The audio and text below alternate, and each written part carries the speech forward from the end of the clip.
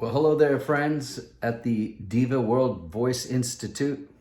This is Brett Manning, and I am just happy to share a few things with you. I've been asked to discuss some of the voice warm-ups that I've done with some of the more famous clients that I have. Now, I'll tell you this for sure. I treat everybody the same. I honestly do. I don't care if it's your first day learning to sing. I don't care if you're in a high school choir and you're wanting to step up and have a career, or if you've got 15 Grammys. I treat you all the same.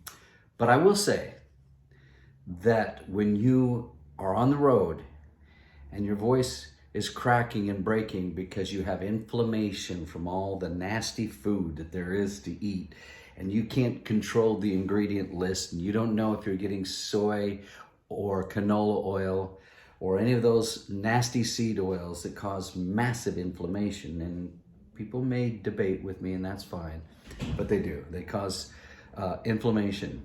And so trying to get them on a right diet and get them hydrated and getting my singers so they can be consistent has been one of the biggest challenges. Now, most of them just use my program. I have a bunch of programs I can show you up on the wall that I've written. Some of you know about them, the Singing Success 360 and the original Singing Success program that I have, as well as my VIP program that gives students, singers, a library of vocal exercises that they can use at their leisure and take as many lessons as they'd like to be able to find every part of their voice consistently. Now, the hardest thing for singers is consistency. So what happens when you wake up and your voice is like this? Brett, help me. And I said, first of all, don't panic. God cares more about your voice than either one of us. If you don't believe in God, I'm not mad.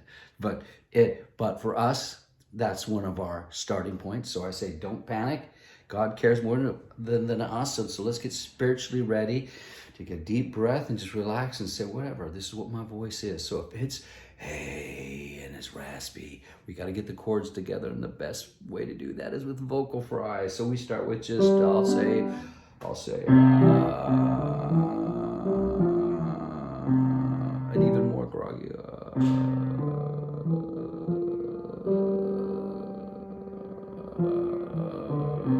slowly more groggy the better. And I'll notice that people will go, oh, and the voice disappears. So how do we get that voice? And if I can get that to go through the bridge, E, F, F sharp, the bridge or transition points, I will get them to, and if they slip apart, so the vocal cords break and say, no good.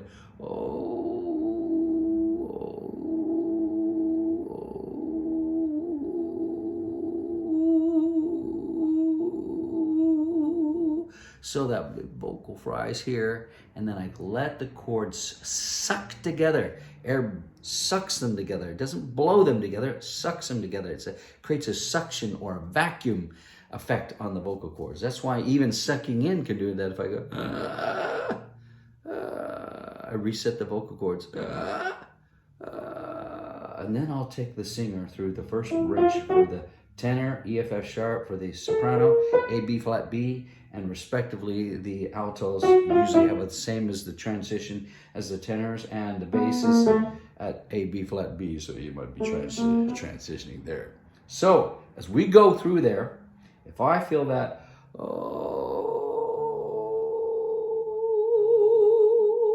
I sneak a little more tone. But the first rule for all of these singers is if you're strong and you're wrong, it's never going to be right. So I'd rather be light and right than strong and wrong, because you can never make a strong wrong thing right, but you can make a light right one stronger, right? Now think about that for a little bit.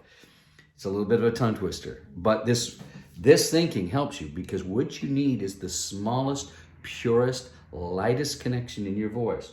So let's say I made it through my first transition, E, F, F sharp. Let's say I couldn't put any pressure on it. Breaks apart. Next thing is,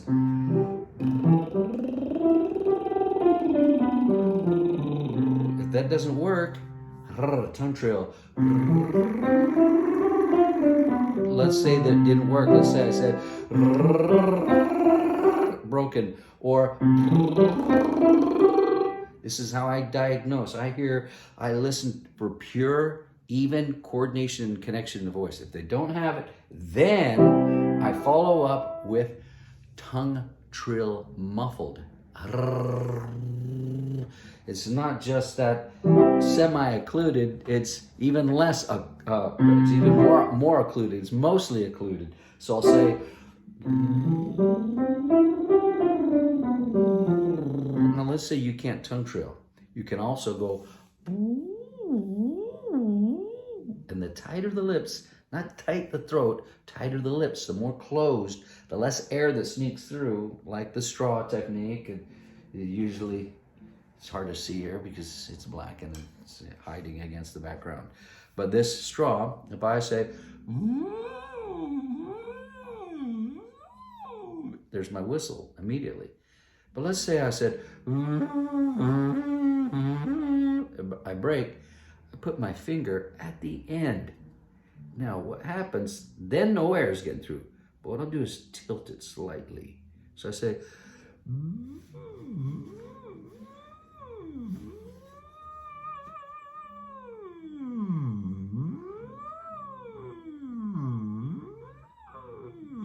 now if I go, but it breaks, I'm blowing too hard. I should barely feel the air coming across my vocal cords and across the end of my finger. The amount of air hitting my finger is the amount of air hitting my vocal cords. I hope that makes sense. But I say, now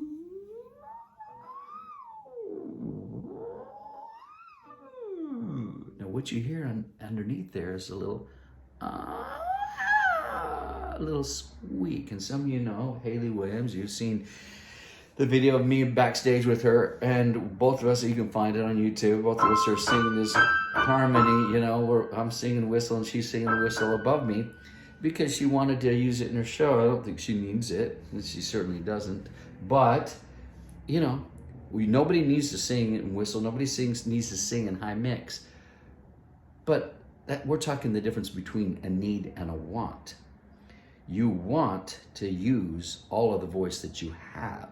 People say, I don't need whistle. I said, you also don't need a Ferrari. But if you have a Ferrari, you should drive it around occasionally. So if I get there and I say, believe it or not, that high whistle is giving way to all the notes in between. So here is my whistle up in that high C area here, right here. The female high C, still the piano's not quite being shown here. So if I say,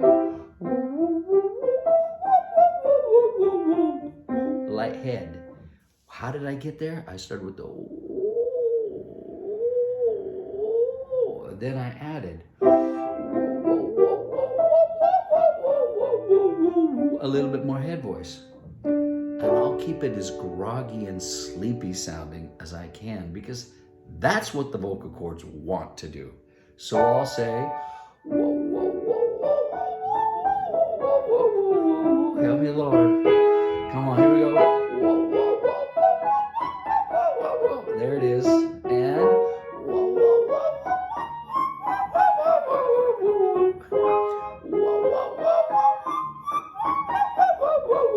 now you see him, that's a little creepy in there. So, hey, it creaks. Now the thing is, none of that is hard. If it were hard, I wouldn't bother with it. What do you mean? You don't want to do things that are hard? You shouldn't sing and be hard? It's a difference between tricky. Difference between learning how to think your way through something and force your way. I say to everybody, I say, don't force it, find it. Don't force it, find it. Don't force it, find it. You can force your voice to failure or find your voice towards freedom. So when I'm going up there, if I can get that little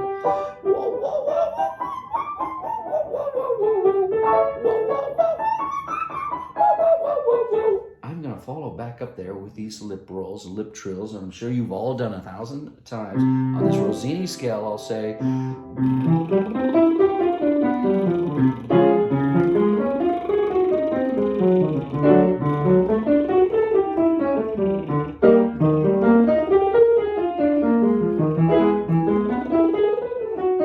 now once I get up into these,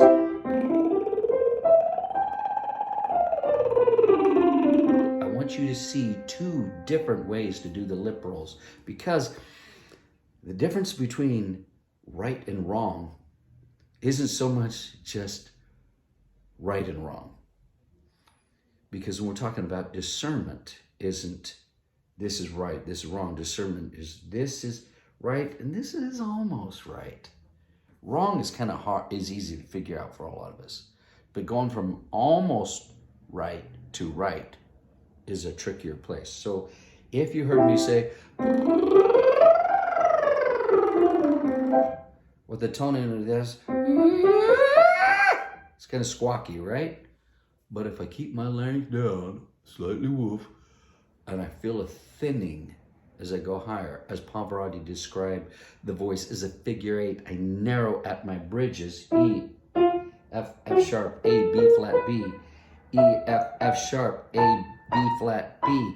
And every time I get to a bridge, I narrow and then I expand at my next resonator. And I narrow, I expand, narrow, I expand, I narrow and I expand. Good thing I used to be a break dancer, huh? A long time ago. So if I get through there, listen here. That's through one bridge. Through another bridge. Starting to get through another bridge, and here's the other side of that bridge. It's better than with squawky, a little more difficult. It's not horrible, but it's not comfortable. This feels the same. Now, when I get past that G, up toward the female high C, I'm going to give you a vocal hack. It's in my program, Vocal Hacks. There's about 95 of them, and we're adding more to them always. A lot of my programs are perpetual learning systems where we're continuously adding new content to what I already have. There's programs that are complete, and there's expanding programs. My VIP is expanding because we do weekly vocal warm-ups on there, and I invite you all, please come join us for a couple dollars a day. It's very much worth it. I'm not here to pitch you. We have plenty of members, but I want to know you and I want to work with you. And we have a brilliant, brilliant team of hand-selected coaches who that's what they do all day long, is they help people individually, and even to the point, well, they'll take text messages where they're out with a boyfriend, a girlfriend, a husband, wife, and they'll say, hold on, honey, somebody's having a problem. What do you need? And then they'll sing a voice to a memo. Try this exercise, which is what I'm doing with you right now. So let's say the girl, she had to sing a high C and she was saying, ooh, she ain't gonna make it. She might be hitting it, but it's kind of squawky, right? So the vocal hack that I mentioned earlier is to go from the ooh, see, it thins out, right?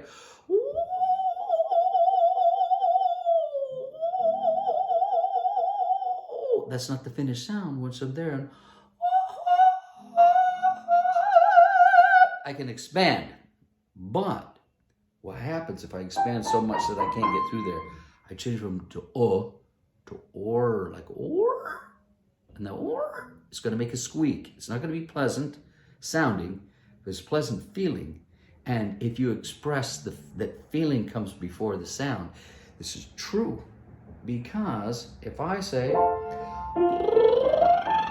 squeezing too much, the or made my vocal cords let go. It thinned out my vocal tract so that my vocal cords also had to thin out in order to slide behind the soft palate further up into a higher part of my head voice. So I'm showing less preference to my mouth as a resonator and more preference to the cavities behind the soft palate up into the head. Listen again. If I said,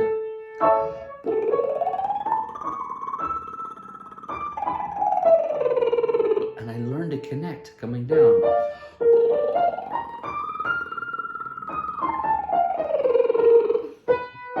Good thing I'm doing this cold because I wanted you to experience what I have to experience when I'm warming up my voice. Ready?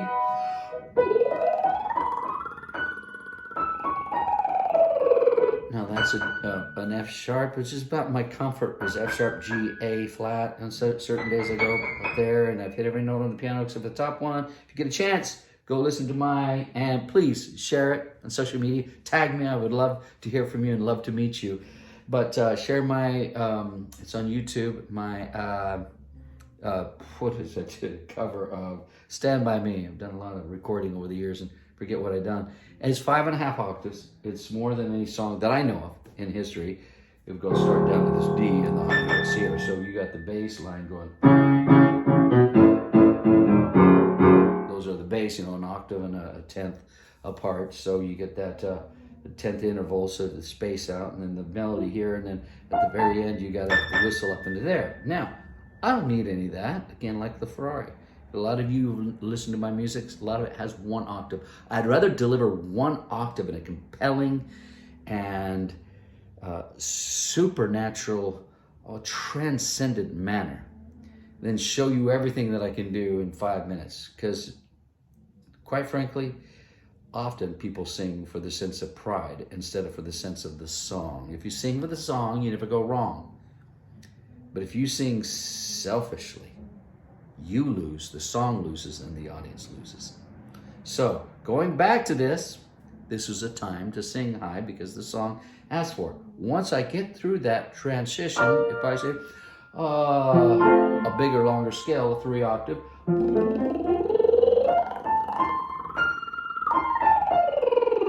if I get that stretch, and it's not really a stretch, it's more of a zipping up of the vocal cords. If I feel those cords zip up, and I thin out, and I get to the whistle, once I'm in the whistle, instead of connecting from the bottom up, I connect from the top down. So I'll say, help me Lord, here we go.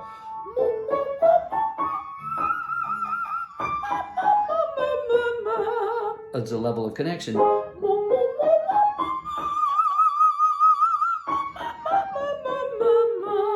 And you're hearing me sneak in a little bit of just enough to stay connected.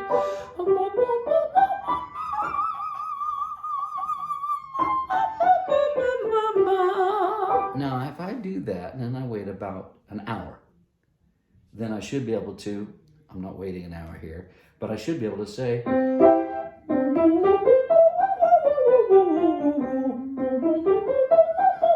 the French word mon, as in mon chéri. I'm going to France in April to teach, so if you're in the neighborhood, let me know.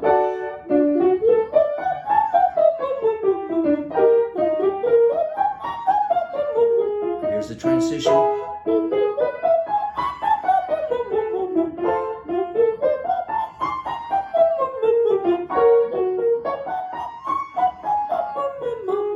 So it's getting more connected.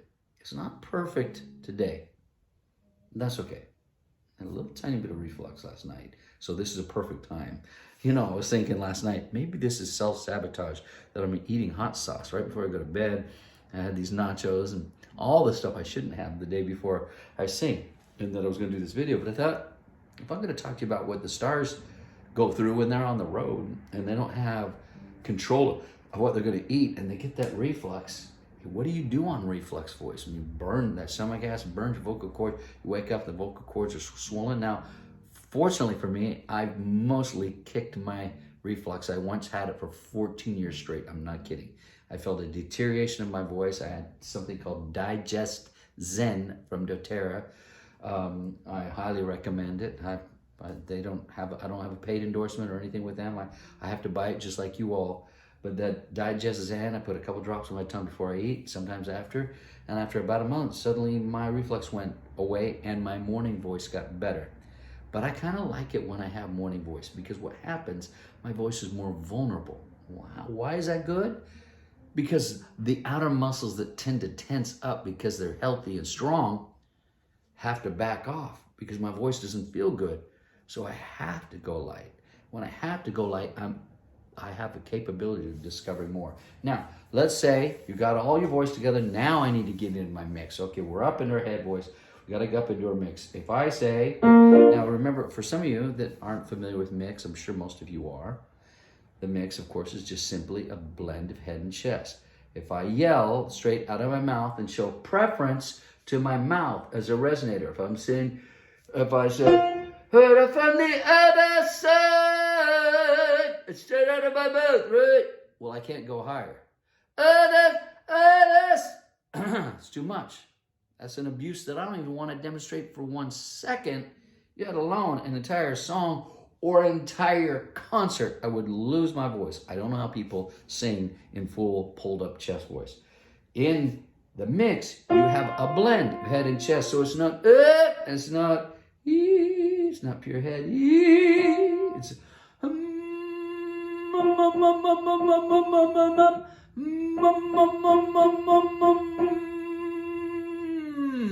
now you feel it shake a little bit there. So what am I going to do to get through there? I'll go through there, let it shake.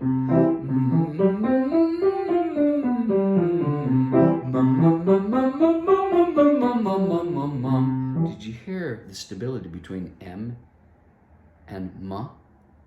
Ma's a little more fullness. It's less held back. It's a little more relaxed. If you relax too much, it might break. You might say, ma, ma, ma. It flips. It holds, but it might squeeze too much. So the ma is squeeze, let go, squeeze, let go, squeeze, let go. Like a massage in your vocal cords, right? So you say, ma, ma, ma, ma, ma, ma, ma, ma, ma, ma, ma, ma. Or a whoop yourself, ma, ma, ma, ma, ma, ma, ma, ma, ma, ma, ma. That's your one bridge to the G. The B flat B, A B flat B, there's another bridge. So I could say,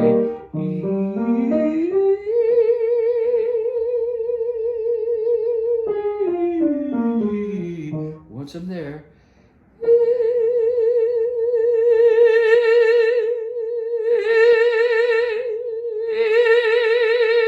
I pick up more weight.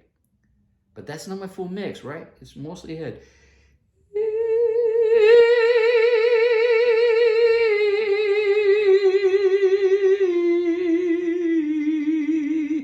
Well, that gives me an upward release. Now I have to add more pharyngeal. The pharyngeal, the forgotten resonator in many circles, is that NG. So if I can,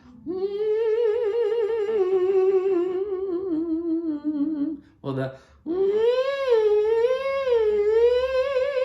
gives me more hold up there. What's in there? Meow!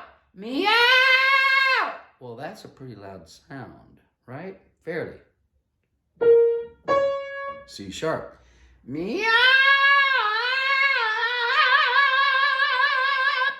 Now, holding that out, for a lot of rock singers, gospel singers use that too a lot. I know I work with tons of them, both of them. And when they get there, yeah! Yeah! If they can find that, and this is not a whole system on how to warm up and build the voice.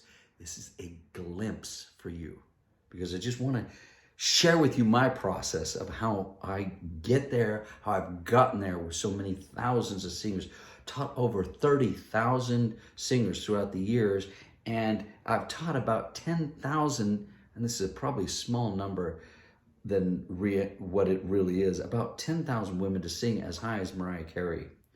And all of them have mixed up into the E, F, F sharp, G. And nearly every one of my men have high C's and above.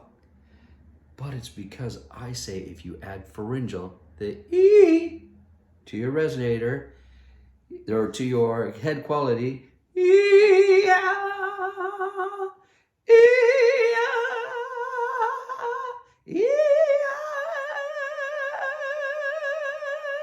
now that's safe.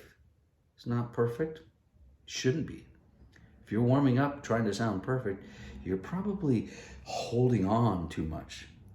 If you feel a little shakiness in the voice, it means you're letting go. So you're not controlling it with your muscle, you're controlling it with your mind. Your ear and your mind are coordinating your vocal cords. You're not using your mind and your muscle to coordinate your vocal cords. I hope that makes sense to you. So when I get up in the top, if I want the highest mix, which for a man would be up into a G, I do what's called the Prince Yao. He starts with E and goes to ow. It sounds like he goes, ow! He's not saying ow. He goes, he says, baby,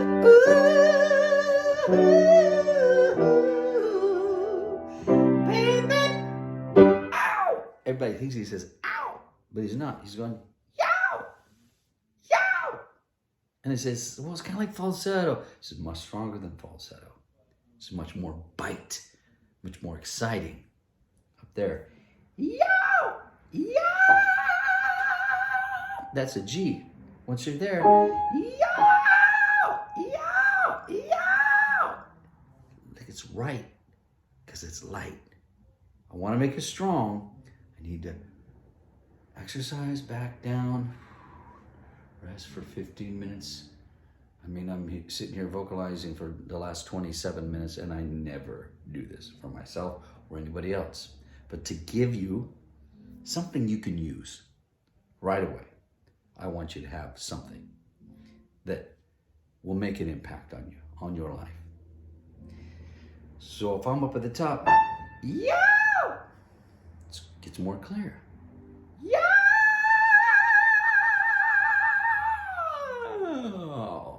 Where's my break? There isn't one. Yeah. Meow, meow. And you hear a little, Eventually, when I add the hootiness of head voice,